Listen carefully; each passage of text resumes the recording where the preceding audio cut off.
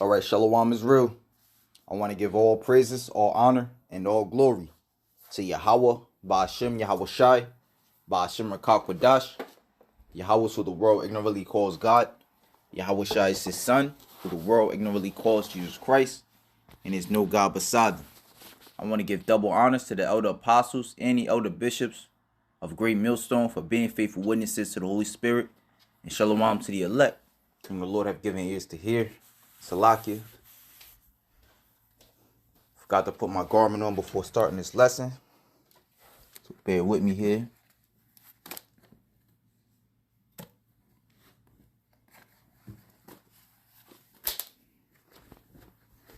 Let me sit on the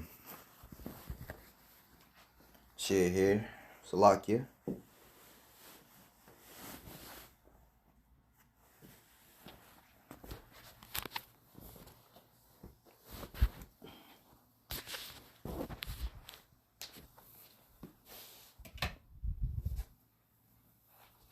All right, here we go. Much better. So I wanted to land back off of the live of the brother. I believe his name is Baba Kushab Banyamya. The brother out there in Barbados, getting down in the spirit, defending the gospel as we ought to, against this guy, this character. Here it is. Guys, just look at this. This page is called Faith in Motion. But it shows you how all men have not faith, right? Because you're downplaying the acts of our forefathers, the things that they actually literally had to go through. Guys, just look at this. Shadrach, Meshach, and Abednego wasn't in a fiery furnace, bro. They had to burn off things in their life to go to a new level.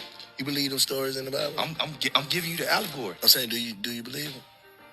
Jonah was not in the belly of a whale. He was being swallowed up by his circumstances. Adam and Eve is not A-D-A-M. The first atom was a light, A-T-O-M. The prefix to darkness is evening, Eve. God took atom and evening, light and darkness, brought that together to make mankind. See, you see what I'm saying? Yeah. Daniel wasn't in the lion's den. Now that makes sense. Ain't nobody never make that shit make sense like that. Daniel wasn't in the lion's den. He was facing many predators in his life. So how do you maneuver through the predators in your life? How do you maneuver being swallowed up? Basically, it's allegory. Well, hold up, what that mean? It's it's something that they say one way, but it really means another thing. But until you take it to another dimension, you're not going to be able to understand what they talking about. You say it's Guys, just look at this. Shadrach, Meshach, and Abednego wasn't in a fiery furnace, bro. They had to burn off. I mean, they was cooking in them comments. I give them that. But anyway, this is Colossians chapter 2, verse 8 in the NLT. Don't let anyone capture you with empty philosophies and high-sounding nonsense that come from human thinking and from the spiritual powers of this world rather than from Hamashiach Yahushua. And there was a term, I just seen it. It's called astro... I'm giving you the allegory. I'm saying, do you theology. believe them? Jonah was... And I've heard interpretations like this before. I believe you had those guys at One Body and One Body, Dallas, One Body. They call them One Body and Yahushua.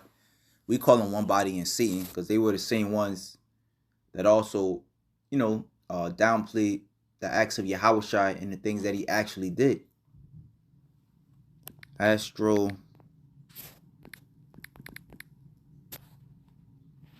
theology. It says astro theology is a field of theology that combines space science with classical doctrines to understand the human experience in the cosmos. Right?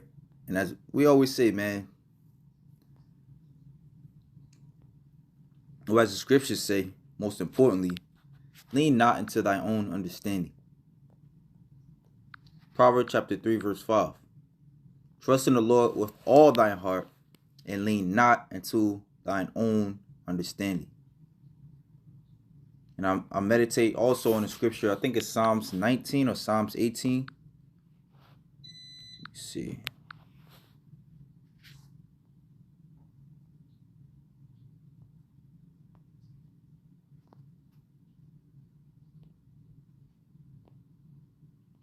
Every time I hit one of these so-called philosophies, right, it says, let me just look it up. It might be in Psalms 19.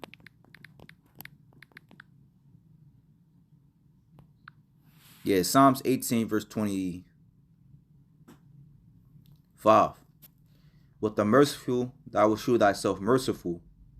With the upright, thou wilt shew thyself upright. Now, us of the hopeful elect, we see the scriptures as they are. You know, now understandably, some scriptures, there's various scriptures, especially in Revelation, Daniel's, that do require interpretation. However, you have other scriptures that are that it means what it says. All right, and it's good to know this, because when these things do happen, you know, you're not bugged out. Case in point is the MOTB. Is that also an allegory, or is that physically coming?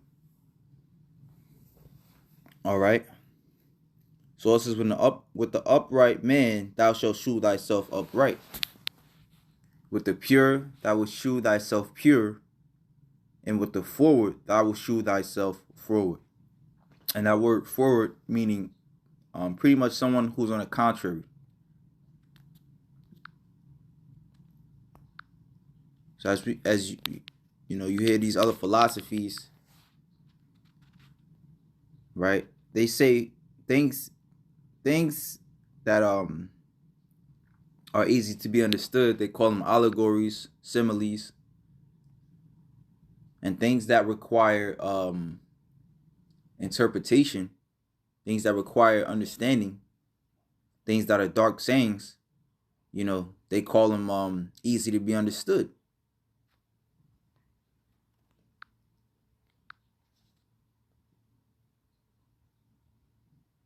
Let me read that. I'm sorry. Let me get that in the NLT. Yeah, that's what I want to see. Psalms.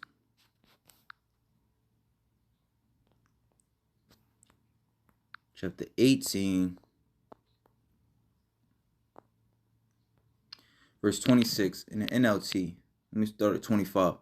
To the faithful, you will shew yourself faithful. To those with integrity, you show integrity. To the pure, you show yourself pure. But to the wicked, you show yourself hostile. You rescue the humble, but you humiliate the proud. And it's going to be a lot of humiliation comes Jacob's trouble. Right? To where, remember, wisdom and knowledge shall be the stability of thy tongue. You know, but if you are downplaying the severity, you know, if you're misunderstanding the severity of what's written, then you have no chance in hell. That's why, that's another reason it's important to go into words. You know, you're literally going to be tried. All right, to the point of death at some points. Does it not tell us in Revelation 20:4, you know, that some shall be beheaded for the witness of Yahushua? How do you interpret that as an allegory? All right, but if the Spirit is not on you, like even the Apostle Paul said, I'll read that Colossians 2:8, and the let me read that in the KJV. The KJV. Beware lest any man spoil you through philosophy and vain deceit, after the tradition of men, after the rudiments of the world, and not after Hamashiach. Okay? And Hamashiach himself also warned us that some of the prophets, as before, will get slain. This is Matthew 24:20. 23, verse 37. It says, O Jerusalem, Jerusalem, thou that killest the prophets and stonest them which are sent unto thee, how often would I have gathered thy children together, even as a hen gathereth her chickens under her wings, and ye would not. All right. And this was actually the case with certain Israelites. You know, he mentioned of Daniel's 3 brethren, how they weren't actually in the fire. What did this guy say?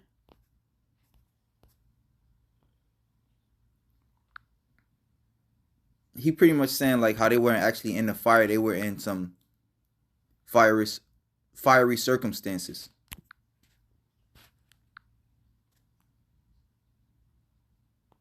Guys, just look at this. Shadrach, Meshach, and Abednego wasn't in a fiery furnace, bro. They had to burn off things in their life to go to a new level. So they had to burn off things in their life to go to a new level. But at the end of the day, did not Nebuchadnezzar himself actually see the appearance of Yahushua? You know? But either believe it or you don't. And that's why, another day with Yahweh Bashim Yahushua is a blessing. To truly believe in these scriptures, like the brother named his video, do you believe in the acts of old? Some to that extent. Let me see. Yeah, do you believe the stories in the Bible? So, in accordance to what Yahushua said, right? This is talking about, as brothers, call it, which I like that saying is called the Hall of Faith. The scriptures is the Hall of Faith. So it says, by faith, I'll start at 31. By faith the harlot Rahab perished, not with them that believe not, but she had received the spies with peace. And what shall I more say? For the time will fail me to tell of Gideon, and of Barak, and of Samson, and of Jephthah, of David also, and Samuel, and the prophets, who through faith subdued kingdoms, wrought righteousness, obtained promises, stopped the mouths of lions, quenched the violence of fire. So I guess in his aspect, Yahushua wasn't really crucified as well, when that was a real thing under the Roman Empire. As a matter of fact, Yahushua, he said he's going to come back and and handle those that pierced him. So Yahushua was physically pierced. He was physically put on that cross. All right. When you see legislations, like I was looking into this week, Rex 84, Project Megiddo, when you see those legislations come to pass and they put on the news, we're coming after you, Terrys. You know what I'm saying? We're coming after you, homegrown Terrys, however they may do it. Then you should know that a prophet was among you. Right? And then Revelation 20 and 4 is going to come to fruition. Revelation 2 and 10, Revelation 3 and 10 is going to come to fruition. These things will physically happen. It says, quench the violence of fire, escape the edge of the sword, out of weakness were made strong, wax valiant in fight, turn to flight the armies of the aliens. Women received their dead raised to life again. Others were tortured, not accepting deliverance, that they might obtain a better resurrection. And others had trial of cruel mockings and scourges, yet moreover of bonds and imprisonment. They were stoned, they were sawn asunder, were tempted, were slain with the sword. And even to this day, look at 9/11. Our apostles always tell us how they were put into prison wrongfully. Various brothers across the world, they sometimes go into their testimony of how they were wrongfully accused and put into to jail just for preaching the word. They were stoned, they were sawn asunder, were tempted, were slain with the sword. They wandered in sheepskins and goatskins, being destitute, afflicted, tormented. All right. And in the case of Daniel, when he was sent to the when he was sent to the den of lions, let me see.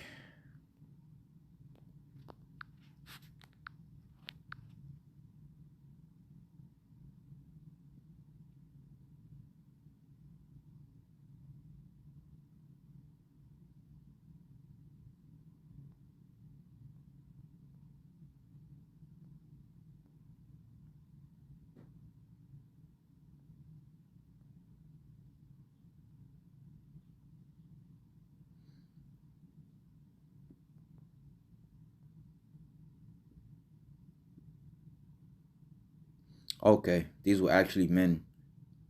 All right, I was gonna make a statement, but glad I didn't. All right. So yeah, this actually happened. But Daniel was cast into the lion's den by these kings and princes of the Medes. For pushing Yahweh Ba'ashem Yahweh Shai. Hey, Acts, what was that? Acts the 5th chapter? With the men of the Lord. Let me see. Acts 5:28, saying, "Did not we straitly command you that ye should not teach in this name?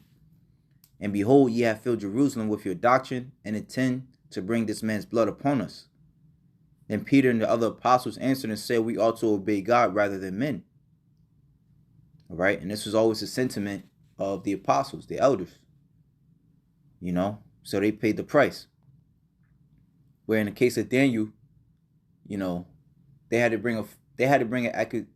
to, because when you read a story in Daniel's 6th chapter, well, I'll say the account. I don't like saying story because, a lot of times people, when you say story, it's like something made up, right? But again, if you have faith, you have faith, and if you don't, you don't. Nevertheless, when you read the account, let's just grab it. Daniel chapter 6. I'll start at the top. It pleased Darius to set over the kingdom 120 princes, which should be over the whole kingdom. And over these 3 presidents, of whom Daniel was first, the princes might give a counsel to them, and the king should have no damage. Then this Daniel was preferred above the presidents and princes. So Daniel, he had a high seat, a very high seat. And, of course, jealousy set in. Here it is. You had this Hebrew, over these Persians and these Medes. Because an excellent spirit was in him, and the king thought to set him over the whole realm. Then the presidents and princes sought to find occasion against Daniel concerning the kingdom. But they could not. But they could none occasion nor fault. They could find none occasion nor fault. For as much as he was faithful, neither was there any error or fault found in him. Then said these men, "We shall not find any occasion against this Daniel, except we find it against him concerning the law of his God." Right? And concerning our law, most should be put to death.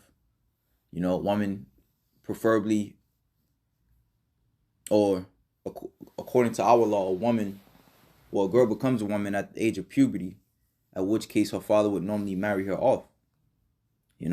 Various laws like that pertained in the scriptures are looked at as evil in this world. So Esau will use that in other things we say concerning the scriptures to demonize us. Except we find it against him concerning the law of his God. And the crazy part is, things concerning the scriptures, they bring life. It's not the scripture saying in Proverbs the 3rd chapter, long life and peace shall they add to thee. Right? So if our ways were implemented, it will be long life and peace. There will be no crime. That's another way we know how the kingdom of the Lord is going to last forever, because his laws is going to be implemented. you know. But in this place, as it is also written in the book of John, you know, when you preach Yahushai, those that are of the darkness hate the light. You can find that in the book of John. But reading back in Daniel 6:6, then these presidents and princes assembled together to the king, and said thus unto him, King Darius live forever. All the presidents of the kingdom, the governors and the princes, the counselors and the captains, have consulted together to establish a royal statute, and to make a firm decree, that whosoever shall ask a petition of any god or man for 30 days, save of thee, O king, he shall be cast into the den of lions. All right, so it's pretty much a trap, you know, sent forth for Daniel. But of course, Daniel was let out of that trap because the Lord was with him. Now, O king, establish the decree and sign the writing, that it be not changed, according to the law of the Medes and Persians, which altereth not. Right? And then the story goes, you know, Daniel was pretty much caught doing what he normally does. Daniel was pretty much caught doing what he normally does. Other times it wasn't an issue. Now it is. Right? But that's going to happen to the men of the Lord as well. Yahushua warned us about that. It happened before Yahushua's time, and it's going to happen after Yahushua's time, as we read in Acts the 5th chapter. All right, physical persecution is coming. You know, again, there's legislation, which that, let me see, that Rex 84.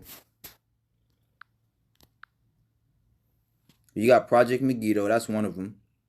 Project Megiddo was a report researched and written by the United States Federal Bureau of Investigation under Director Louis Freeh. Released on October 20th, 1999, the report named followers of white supremacy, Christian identity, the American militia movement, Black Hebrew Israelites, and apocalyptic cults as potential terrorists who might become violent in reaction to the new millennium. Is this not what this devil is creating? What is the new millennium? And in contemporary history, the third millennium is the current millennium in the Anno Domini, right, which stands for AD, or Common Era, under the Gregorian calendar. So, right, so today would be considered like 2024 AD. It began on January 1st, 2001, and will end on December 31st, 3000, spanning the 21st and 30th centuries.